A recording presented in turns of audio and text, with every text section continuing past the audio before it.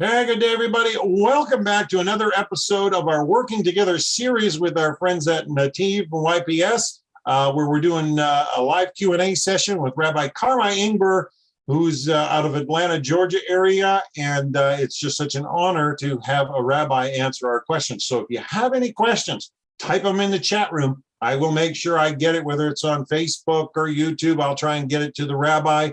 But we're joined by many people in the Zoom room on NETIV's Zoom room, which Rod Bryant's not going to be with us today. So let's just jump right in and see how the rabbi's doing. So yeah.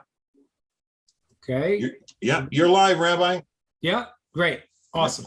All right, hi, everybody. How are we doing? Doing well? Good. So I want to I'm going to say again a little, as we've been doing, I say a short idea, and then we'll talk about that, anything else you want to talk about.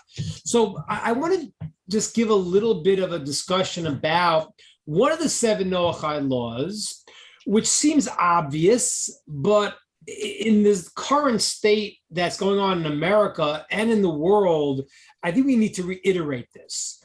And realize the flaws of what's going on. There's one of the seven Noahide commandments, seems fairly obvious.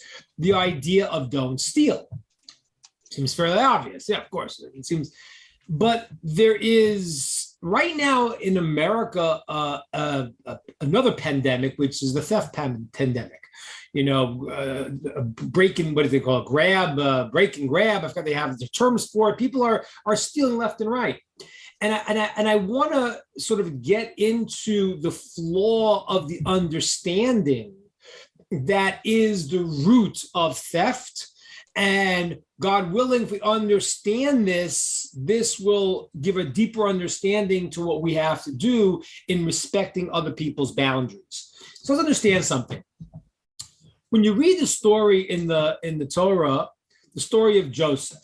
So what's the story? Joseph was 17 years old. He's sold into slavery into Egypt, as you read the story there. And it says that the wife of his master was trying to seduce him.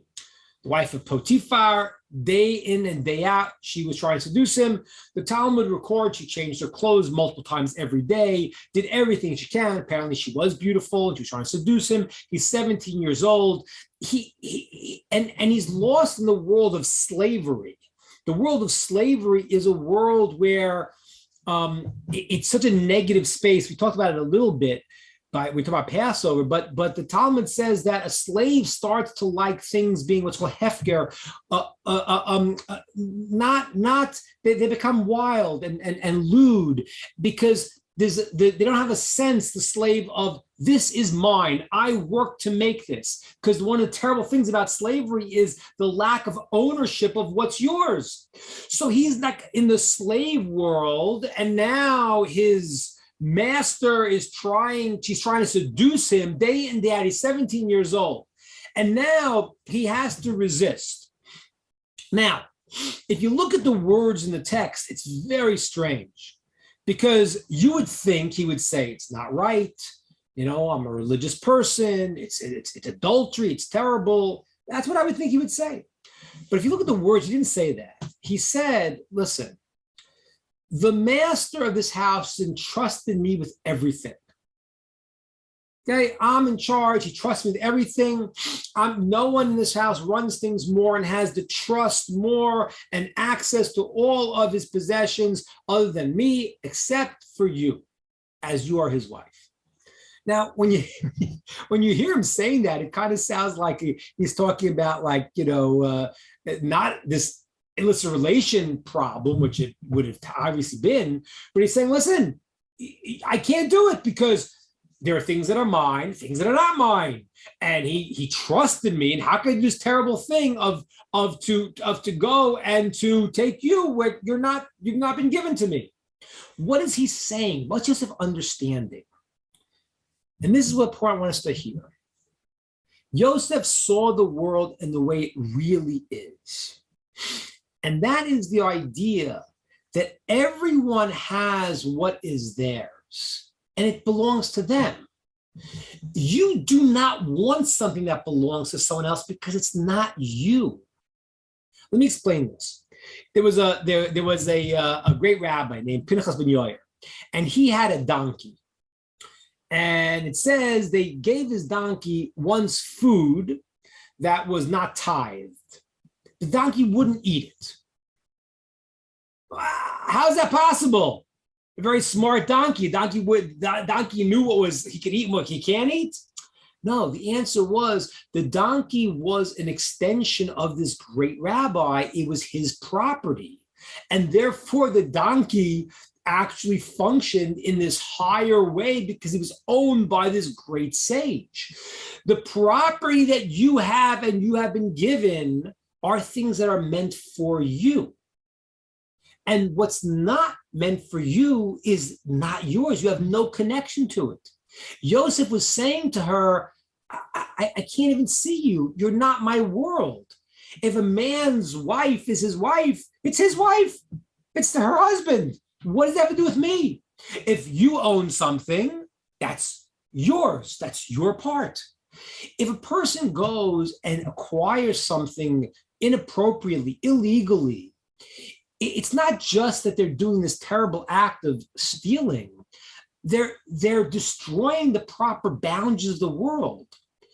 What if I would take something unjustly, it doesn't only mean that the thing that I have I don't own, it means everything I have is not really mine. Because the things that I'm supposed to own are supposed to be what I have earned, what I have been given, what God says is for me, and what you have is supposed to be yours. And when you break that boundary, the whole thing falls apart. That's why it says there are different kinds of people. And there's 4 kinds of people, it says. There are those that say, what's mine is mine, and what's yours is mine. And that the sages say is an evil person, because his eye looks and says, everything I'm trying to subsume into myself. That person's evil. There's a high level, the righteous person, that what you do, the person says, listen, what's yours is yours. And what's mine, I look to share with you. Not that you take it, but I look to give, because it's crucial. One of the switches in life is to try to change. We're all naturally takers. We take. That's what we do. When we're babies, when the baby is, 1 day old, it doesn't say, oh, my mother is tired, maybe I shouldn't cry now, because we are born to this world as takers. We want to nurse. The job in life is to become a giver. That's why in Hebrew, the word giving is the same word as ahava, as love. Yahiv is to give, hav is to give. Same word as to love. Why is that? Because we make a mistake. We think the people that I love is what I get. That's our natural state. The deeper meaning is that as I give to someone, I invest in someone, I love them more. That's why the child that you're working with, and it's so difficult, at a certain point you feel tremendous love because you've taken yourself and invested it in the other person. So there are those that all want to take what they get from you. There are those that say, listen, you have yours. I don't want to take your thing. This belongs to you. But I want to find a way that mine can be yours too, and I can give you. Those are 2. Now, there's 2 other types of people. This one's a very tricky one. This one is a little bit like in America today. It says, mine is mine and yours is yours. Now, what is that? Is that a good person or a bad person? So the conclusion is that person has 2 different explanations. One is called he's an average person because he doesn't take what doesn't belong to them. Yours is yours, mine is mine. Another explanation is this is called the trait of Sodom. Because you still, if you're so separate from other people that theirs is theirs and yours is yours, it's good you have boundaries. But if you're not trying to help people at all, that could be a very dangerous quality. And then there's the 4th category of people that say, what's mine is yours, and what's yours is mine. Now, what do you call that? That's the big movement today in the world. And that's the root of the theft problem that's happening in America. Because it's not really yours, it belongs to everyone. It belongs to, it's okay. It's not really, you don't really own it. So yours is mine, mine is yours. What is that called? The Talmud says that's called an ignoramus, a fool. a fool. A person that doesn't understand the boundaries. Once I break the boundaries and what's yours is not yours, then what's mine is not mine either anymore. And that's why the idea of theft doesn't mean don't go rob a bank. Of course not. But it means to understand that another person has their value. They are a separate entity from you, and you must respect that and everything that's in their orbit, because the things you own are really meant for you. God is giving you things in the world to accomplish with what he's giving you. It's not random. If you have something, this means this is relevant to who you are as a person and what you need to accomplish, both in terms of your body, your qualities, and in terms of your possession. And therefore, the commandment, the commandment not to steal is not just a question of doing a terrible act of theft. It's an encroachment on another person's space in any way that you don't recognize and respect that theirs is theirs and it's not you. People want to just expand themselves. I want every. That's not what it is. There's another person. And once I respect what is theirs is really theirs, and like Joseph says, how could it be relevant to me? Joseph did not have a desire for another man's wife, not only because he controlled himself in the illicit relations area, which he did, but it was not his world. How could it be? It's not mine. It's not for me. And that is a crucial understanding, because the world can't function according to the system that's being propagated in the world right now. Right now, they're trying to break the boundaries here, which is, they call it socialism, whatever they call it. It's breaking boundaries. And when you break those boundaries, what you own is not yours either anymore, because everything has that taste of no guidelines towards who it is.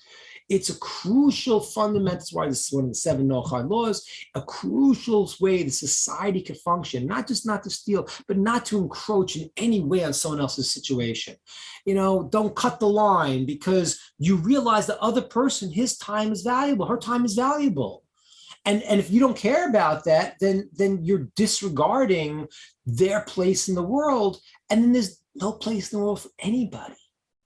So when we respect it, and we honor it, and we give people theirs and say, this is yours, not mine, then the world becomes a place where everyone can now say, this is relevant to me. And then there's the ability to go and to give, because we own what is ours and others own what is theirs. And then we can have a real connection to someone else and build something together, because everyone is in their proper world and they understand the value of what they have and what the other has. Okay, that's my idea on the problem going on in America, what the root of it is, and the Noahide commandment of being very, very careful not to transgress boundaries of things that are not meant for us. Okay, I'm going to open it up to questions on that, on this commandment, or on anything else that we'd like. Well, thank you so much, Rabbi. That is quite profound. I can relate to it in my job, and yeah, it's definitely exciting. So, folks, we're now opening it up to Q&A. So, if anybody on the Noahide World Center Facebook pages or YouTube have a question for the rabbi, it doesn't have to be on the topic he just discussed, but it could be. If you've got a question that you're looking for an answer from a learned rabbi, Rabbi Ingber is highly recommended by the Noahide World Center. And, he's a retired rabbi from Atlanta, Georgia. So we're just honored to have time with him and to have him open his years of experience to those that may have questions. So if you got any questions, type them in the chat room. If anybody on the NETIV Zoom room has a question, put up the hand, and I'll try and flag it to the rabbi.